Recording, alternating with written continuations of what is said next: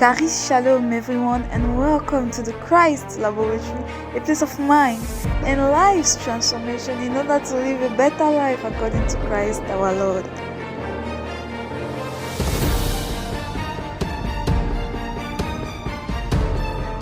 Charis Shalom, grâce et paix à vous au nom de notre Seigneur Jésus-Christ.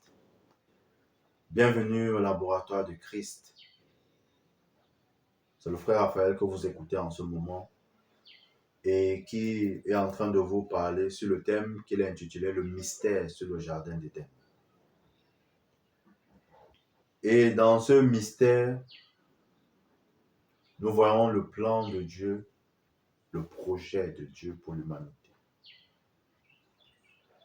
Nous nous sommes précédemment arrêtés sur le verset 15, évidemment en parlant du fait que Dieu ait établi l'homme dans le jardin après qu'il ait tout créé. Et la mission de l'homme n'était que de cultiver et de garder. J'étais en train d'expliquer comment est-ce qu'on fait pour cultiver et garder. Et pour cela, il y a un passage que je voudrais qu'on regarde pour étayer ce que je viens de dire. Romains chapitre 8. Romains chapitre 8, le verset 32. Lui qui n'a même pas épargné son propre fils, mais l'a livré pour nous tous, comment ne nous donnerait-il pas aussi tout avec lui? Lui qui n'a même pas épargné son propre fils, mais l'a livré pour nous tous, comment ne nous donnerait-il pas aussi tout avec lui?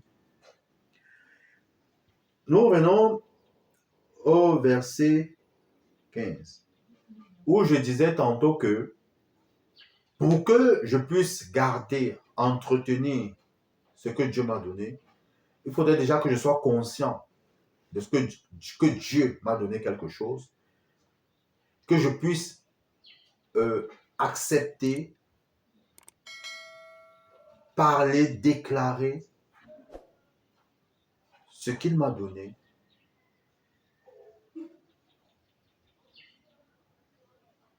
Et c'est ainsi que je pourrais être épanoui. Parce que je vis justement dans un domaine spirituel, la vie que Dieu veut que je mène. Et le passage que nous venons de lire dans Romains 8, le verset 32, s'il n'a pas épargné son fils et l'a livré pour nous, comment est-ce qu'il ne va pas nous donner tout avec lui? Ça veut dire, si Dieu nous a aimés jusqu'à donner son fils, jusqu'à livrer son fils à la mort, et pourquoi il l'a livré à la mort? Pour nous. Mais s'il l'a fait pour nous, et imaginez seulement l'amour qu'il avait pour son fils. Cet amour, il a témoigné publiquement aux hommes. Je pense la première fois au Jourdain, quand Jean-Baptiste le baptisait, où du ciel cette voix s'est fait entendre. Voici mon fils bien-aimé, mon fils bien-aimé. Alors, tout ce que Jésus a, tout ce que Jésus est, nous l'avons, nous le sommes. Alors nous devons entretenir cela en déclarant ce que nous sommes, en déclarant ce que nous avons et dont nous sommes convaincus, nous sommes persuadés. Comme nous sommes convaincus maintenant que ce que nous communiquons ici apporte la vie, nous sommes convaincus que ce que nous apportons, nous communiquons ici, va impacter des vies, va impacter des familles, va impacter des mentalités, va changer, transformer, renouveler les pensées de beaucoup. Nous sommes convaincus par le Saint-Esprit. Nous ne nous voyons pas, nous ne savons pas exactement À moins que vous vous fassiez identifier qui nous écoute.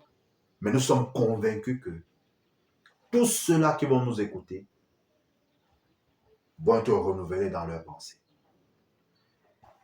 Amen. Verset 16. Et l'Éternel Dieu ordonna à l'homme, mange librement des fruits de tous les arbres du jardin, sauf du fruit de l'arbre du choix entre le bien et le mal. De celui-là, n'en mange pas, car le jour où tu en mangeras, tu mourras. Vous voyez pourquoi j'ai dit que l'arbre du choix entre le bien et le mal, c'est l'arbre de la mort.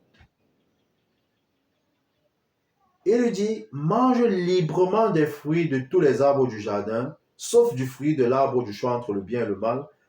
De celui-là, n'en mange pas, car le jour où tu en mangeras, tu mourras. Déjà, nous voyons l'introduction de la loi. Donc, nous avons déjà cette prédiction ou un présage où Dieu nous montrait déjà que la loi devait intervenir à un moment. La preuve, c'est que voici une loi. Parce que dire à quelqu'un, fais et mange de ceci, mais ceci ne mange pas, c'est déjà une loi. Il y a déjà une loi qui est instaurée. Vous voyez, déjà, Dieu montrait déjà que la loi devait venir. Et nous savons que c'est par la loi que vient la connaissance du péché. Parce que sans la loi, il n'y a pas le péché. C'est la loi qui fait connaître le péché. C'est la loi qui fait vivre le péché. Et rappelons-nous que l'homme livré à lui-même, l'homme qui sort de la terre, l'homme qui est tiré de la poussière, il est impossible de faire la volonté de Dieu.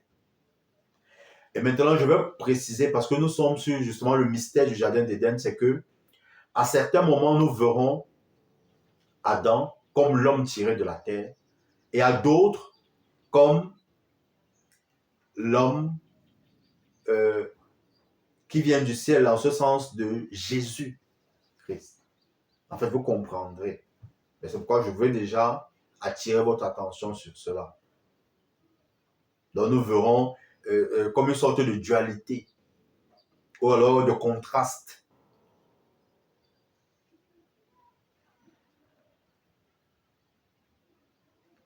Je voudrais qu'on lise Deutéronome 30. Deutéronome 30 dont je parlais pour illustrer ce passage-ci. Deutéronome le chapitre 30, donc je prends à partir du verset 15. Voyez, je place aujourd'hui devant vous d'un côté la vie et le bonheur, de l'autre la mort et le malheur.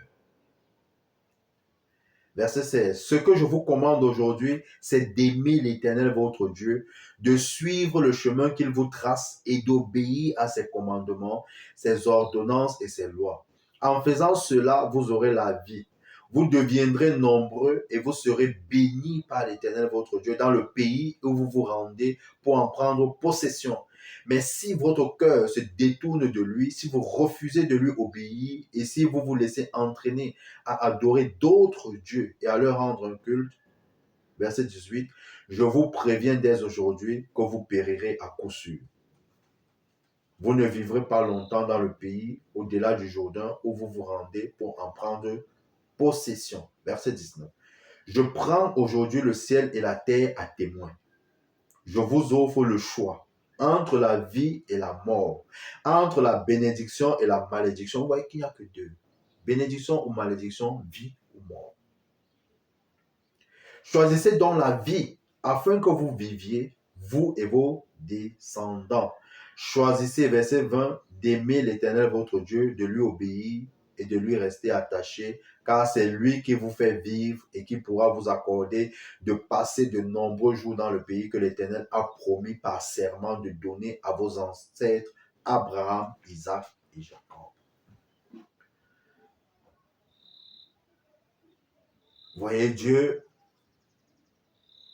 montre déjà que l'homme devait être amené à faire un choix. Mais la vérité, c'est que l'homme livré à lui-même, l'homme qui est tiré de la terre était incapable de vivre la vie de Dieu. Et il fallait démontrer par là que l'homme qui veut vivre selon lui, qui veut vivre indépendamment de Dieu, forcément va mourir. Forcément, ce sera l'échec. Mais l'homme qui veut vivre selon Dieu a la vie. Ou alors aura la vie. Mange librement des fruits de tous les arbres du jardin, sauf du fruit de l'arbre du choix entre le bien et le mal. De celui-là, n'en mange pas, car le jour où tu en mangeras, tu mourras. Le jour où tu en mangeras, tu mourras. Maintenant, peut-être aussi que nous pouvons également voir dans le livre d'Apocalypse, le chapitre 22, on nous parle de l'arbre de la vie qui est entouré de rivières et qui produit du fruit à toute saison, à tout temps. Et dont le feuillage, les feuilles guérissent les nations. Et cet arbre de vie parle de Jésus. Cet arbre de vie parle de Jésus. Et la mort, l'arbre de la mort, c'est l'homme qui veut vivre seul. Comme certains disent que non, si j'ai le succès, c'est moi. C'est grâce à moi. Pourquoi vous dites toujours Dieu alors que c'est vous qui avez l'intelligence? C'est moi qui passais les nuits à étudier. C'est moi qui passe les nuits à lire les livres, à faire ci ou ça. Si vous pouviez me dire que c'est vous également qui retenez le souffle, c'est vous qui êtes à l'origine du souffle que vous avez pour respirer, sans qu'on vous donne des factures à payer pour cela. Parce que quand tu consommes la lumière, il y aura une facture. Tu ne payes pas en coupe. Mais Dieu t'a donné l'air, l'oxygène gratuit. Vous voyez, même quand quelqu'un tombe malade, il y a des gens en salle de réanimation, ils achètent, ils payent l'oxygène. Mais à un moment, il faut s'arrêter et se poser la question de savoir si j'ai même la force d'étudier, de lire, d'avoir des livres. Qui me donne cette force-là? Me vient d'où, de qui? Il y a un créateur. C'est notre Père, notre Abba. C'est lui qui est l'auteur de toutes choses.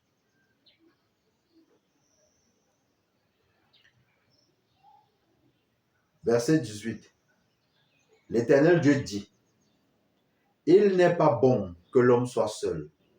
Je lui ferai une aide qui soit son vis-à-vis. Il n'est pas bon que l'homme soit seul. Je lui ferai une aide qui soit son vis-à-vis. Maintenant, ce verset-ci, nous le verrons sous deux angles. Sous l'angle de l'homme spirituel, sous l'angle de l'homme naturel, l'homme physique, terrestre. Et quand je parle de l'homme physique terrestre, je parle d'Adam ici. Et lorsque je parlerai de l'homme spirituel, je parlerai de Christ. C'est le mystère du jardin d'Éden. Alors il dit, il n'est pas bon que l'homme soit seul, je lui ferai une aide qui soit son vis-à-vis. Ok, commençons avec l'homme terrestre. Ici, l'homme est seul. Adam est seul. Et il est seul, il a besoin de communiquer, il a besoin de parler à quelqu'un, il a besoin d'échanger, il a besoin même de transmettre quelque chose. Il n'a personne à qui parler. Alors Dieu se dit qu'il lui faut une aide, quelqu'un qui soit son vis-à-vis. Quand on parle de vis-à-vis, ça veut dire quelqu'un qui soit comme lui, son égal. Pas quelqu'un sur qui il va marcher. par quelqu'un sur qui, en fait, qu'il va dominer. Parce que rappelez-vous, dans Genèse chapitre 1, la domination, le pouvoir que l'homme doit exercer, ce n'est pas sur l'homme, c'est sur les animaux, la nature, les autres êtres vivants. Parce que rappelez-vous que les plantes, les animaux sont des êtres vivants. Il n'a pas donné l'autorité à l'homme de marcher sur l'homme. Vous comprendrez. Mais celui qui est animé d'un esprit maléfique, il doit être assujetti. Il doit être assujetti. Parce qu'il n'est plus normal, il faut le redresser.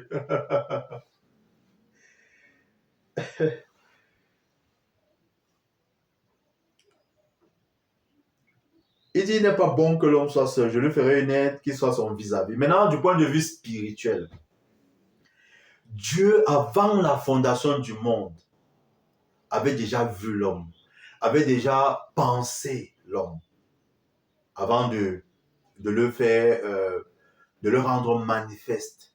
Avant que l'homme ne soit physique, Dieu avait déjà pensé l'homme. Et vous allez remarquer que dans le Genèse chapitre 1, on parle déjà de l'homme et il dit, soyez féconds, remplissez la terre. Mais dans le chapitre 2, on voit maintenant façonner, former.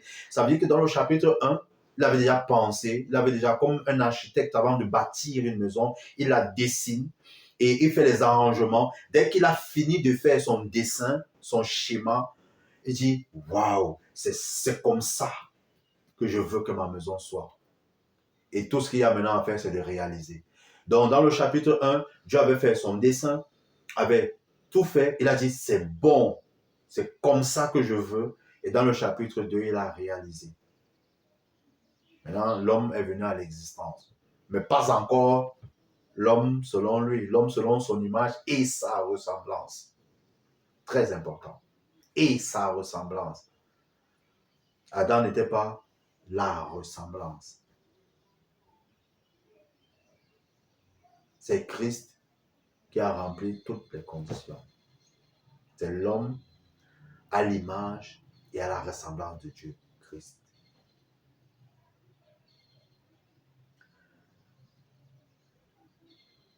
Alors nous pouvons voir ce que je viens de dire.